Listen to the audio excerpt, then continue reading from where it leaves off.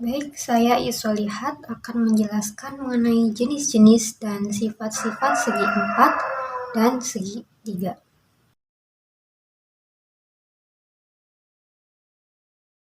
Yang pertama yaitu segi 4. Nah, coba kalian perhatikan dari gambar tersebut, mana yang merupakan segi 4. Nah, gambar pertama ini merupakan segi 4. Gambar yang kedua juga merupakan segi 4 karena memiliki 4 sisi dan juga memiliki 4 sudut dan semua sisinya itu tertutup. Lalu untuk gambar selanjutnya apakah merupakan segi 4? Nah, gambar ketiga dan gambar keempat ini bukan merupakan segi 4 karena pada gambar yang ketiga itu terdapat 4 sudut. Kalau kita perhatikan terdapat 4 sudut. Dan untuk gambar yang keempat itu bukan merupakan segi 4 karena sisinya itu ada yang terbuka.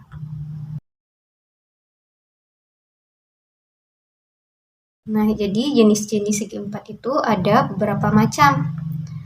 Yang pertama itu persegi panjang, yang kedua persegi, yang ketiga jajar genjang, yang keempat belah ketupat, yang kelima trapesium, dan yang keenam layang-layang. Serta ada satu segi 4, maksudnya ada jenis segi 4 itu yang merupakan segi 4 tak beraturan, artinya semua sisi dan sudutnya itu tidak beraturan panjang dan besarnya.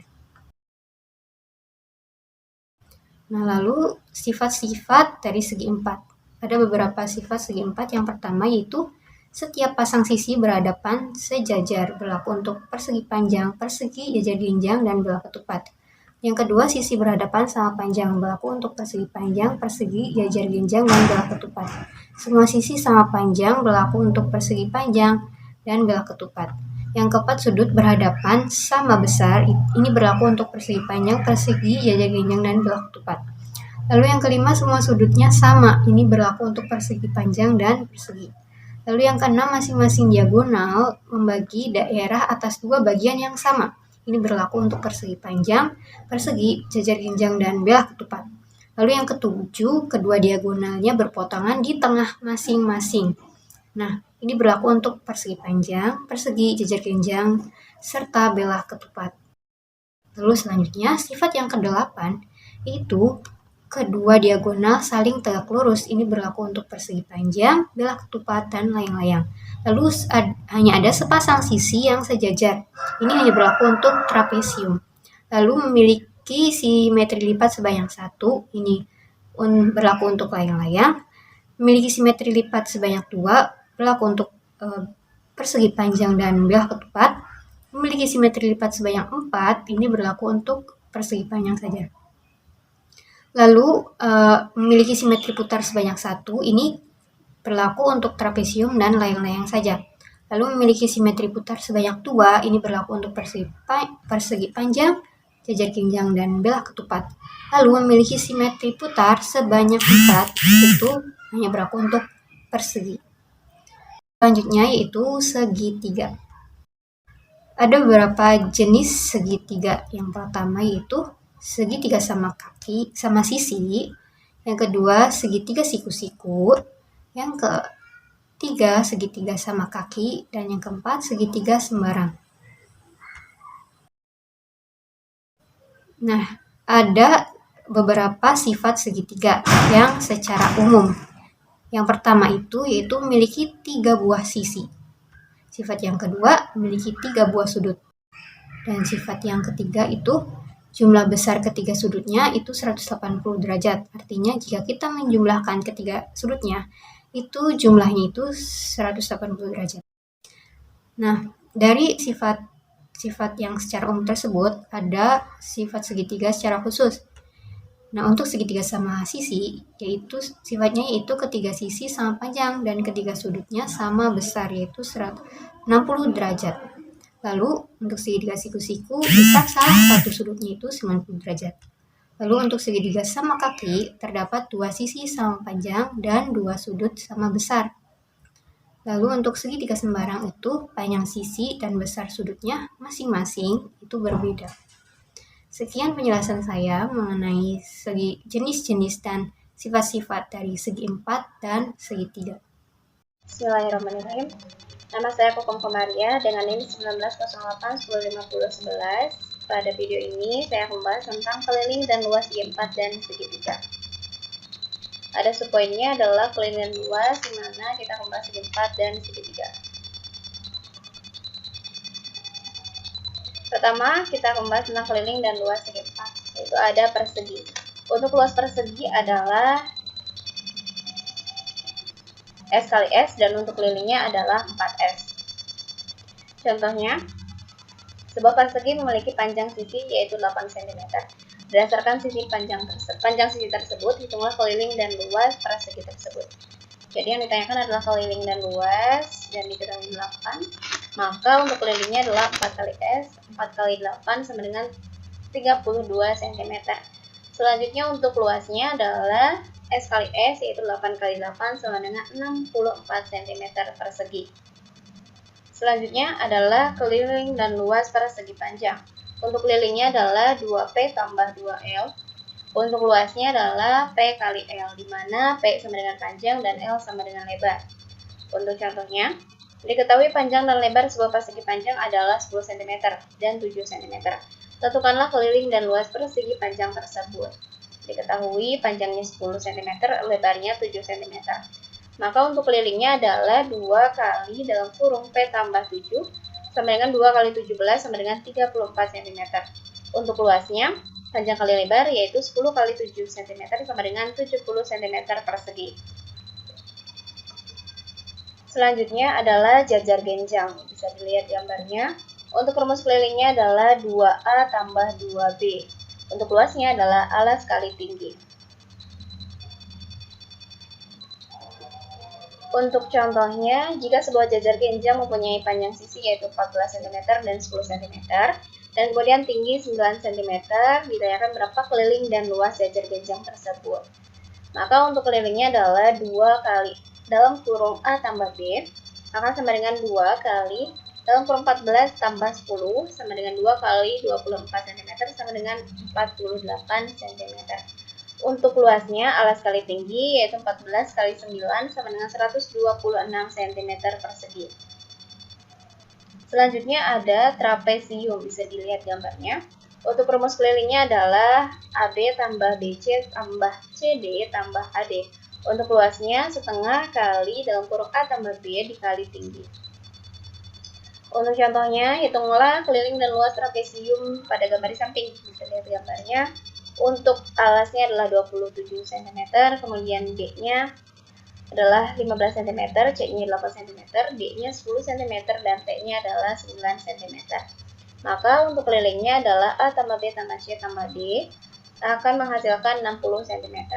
Untuk luasnya 1/2 kali dalam kurung A tambah B dikali T, hasilnya adalah 21 kali 8 sama dengan 168 cm persegi. Selanjutnya adalah belah ketupat, bisa dilihat gambarnya. Untuk kelilingnya adalah 4S, kemudian untuk luasnya adalah setengah kali diagonal 1 kali diagonal 2. Untuk contohnya, perhatikan gambar di mana AE sama dengan 12 cm, DE sama dengan 16 cm, AD sama dengan 20 cm. Yang ditanyakan adalah keliling dan luas belah ketupat. Untuk kelilingnya adalah 4S, yaitu 4 kali 20 sama dengan 80 cm. Untuk luasnya setengah kali diagonal 1 kali diagonal 2, yaitu akan menghasilkan 1/2 kali 24 kali 32, hasilnya adalah 384 cm persegi. Selanjutnya adalah layang-layang, perhatikan gambarnya. Untuk kelilingnya adalah A tambah B tambah C tambah D. Untuk luasnya 1/2 kali diagonal 1 kali diagonal 2. Untuk contohnya, perhatikan gambar di mana sudut BAD sama dengan 90 derajat. Untuk AD sama dengan 1 cm dan AB sama dengan 16 cm. Yang ditanyakan adalah keliling dan luas. Pertama, kita harus terlebih dahulu mencari BD dengan menggunakan rumus Pythagoras. Kemudian akan menghasilkan AC, yang mana hasilnya adalah 19,2 cm.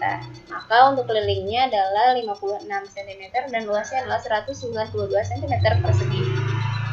Selanjutnya adalah segitiga. Untuk segitiga kelilingnya adalah A tambah B tambah C. Untuk luasnya adalah setengah kali alas kali tinggi. Untuk contohnya, hitunglah keliling dan luas segitiga di samping. Untuk alasnya ada 10 cm, tingginya ada 2 cm, B-nya 6 cm, C-nya 4 cm. Kelilingnya adalah A tambah B tambah C menghasilkan 20 cm. Untuk luas segitiganya ada setengah kali alas kali tinggi, yaitu setengah kali 20 sama dengan 10 cm persegi. Ada soal latihan, bisa dipekerjakan. Sekian penjelasan dari saya, terima kasih. Assalamualaikum warahmatullahi wabarakatuh. Saya Muhammad Adi Nurjaman. Di sini saya akan menjelaskan materi tentang menaksir luas bangun datar tidak beraturan. Sebelum kita mengenal bagaimana cara menaksir luas bangun datar tidak beraturan, kita harus mengetahui apa itu bangun datar tidak beraturan. Bangun datar tidak beraturan adalah bangun-bangun yang tidak memiliki rumus penghitungan secara umum, melainkan bangun-bangun datar tersebut itu harus ditaksir luasnya dengan cara tertentu agar kita dapat menentukan luasnya. Contoh dari bangun-bangun ini bisa kita contohkan seperti luas selembar daun, sesobek kertas, potong triplek, dan lain-lain. Adapun ciri-ciri bangun datar tidak beraturan, yang pertama adalah sisinya itu memiliki sisi yang tidak sama panjang. Jadi antara sisi satu yang sisi lainnya itu tidak sama panjang. Kemudian sudutnya juga tidak sama besar, jumlah simetri putarnya tidak sama, jumlah simetri lipatnya juga tidak sama, dan bentuknya dapat berubah cembung maupun cekung tergantung dari bentuk bangun datar tersebut. Selanjutnya ada yang disebut dengan macam-macam bangun segi yang tidak beraturan. Segi banyak yang tidak beraturan adalah bangun segi banyak yang sisinya tidak sama panjang ataupun sudutnya tidak sama besar. Contohnya seperti segitiga sama kaki, segitiga sembarangan, persegi panjang, layang-layang, belah ketupat, jari genjang, dan trapesium. Nah, ini adalah bangun segi banyak yang tidak beraturan. Nah, selanjutnya adalah kita akan masuk ke contoh bangun datar tidak beraturan. Pernahkah kalian berpikir bahwa barang di sekeliling kita di kehidupan sehari-hari itu kita bisa taksir luasnya? Contoh, tangan. Tangan kan tidak ada namanya. Bangun apa ini? Ini tidak persegi, ini tidak persegi panjang, maupun segitiga, bulat, dan lain-lain. Tapi tangan ini adalah bangun datar yang tidak beraturan. Nah, bagaimana cara kita menaksir luas ini? Tentunya ada cara yang khusus atau tertentu yang tidak memiliki rumus umum untuk menghitung menaksir luas tersebut. Di sini juga ada daun, ada juga potongan kayu, dan lain-lain banyaknya. Lanjut. Nah, di sini ada cara menaksir luas bangun datar tidak beraturan. Luas bangun datar tidak beraturan biasanya tidak memiliki bentuk rumus umum yang pasti untuk menghitungnya, seperti yang telah tadi saya jelaskan. Hal ini dikarenakan bangun memiliki bentuk yang sangat beragam. Peserta, pada tingkatan lanjut, salah satu pendekatan untuk menghitung luas bangun datar tidak beraturan dapat didekati menggunakan integral. Secara sederhana, luas bangun datar yang tidak beraturan dapat ditaksir dengan menghitung luas persegi yang ditempati oleh bangun. Nah, agar lebih terincinya, kita masuk ke contoh. Coba kalian lihat. Di sini ada beberapa bangun datar yang luas bangun datar yang tidak beraturan, seperti daun, triplek, kemudian kayu, dan tangan. Nah, langkah yang pertama adalah kalian gambar siluet atau gambar bangun tersebut di atas kertas berpetak seperti yang di bawah, di atas yang ke bawah. Kita buat kertas berpetak dengan kotak-kotak perseginya, kemudian gambarkan bangun itu. Kemudian hitunglah petak yang menutupi petak tersebut yang ditutupi oleh bangun tersebut, yang harus melebihi setengah petak, yang harus melebihi setengah kotak dari petak tersebut. Contohnya. Nah, di sini perhatikan bangun-bangun datar yang beraturan berikut, hitunglah luas masing-masing. Gambar A, gambar B, gambar C. Cara penyelesaian. Nah, ganti gambar A, gambar B, dan gambar C. Kita hitung berapa petak yang menutupi luas bangun tersebut. Yang gambar A, luasnya ada 12 satuan karena A yang berada di gambar A ini, petak yang ditutupinya adalah 12. Kemudian gambar B adalah 6 satuan, gambar C adalah 7 satuan. Beberapa petak yang harus ditutupi. Mungkin cukup segitu materi yang bisa saya sampaikan. Mohon maaf bila ada kekurangan. Assalamualaikum warahmatullahi wabarakatuh.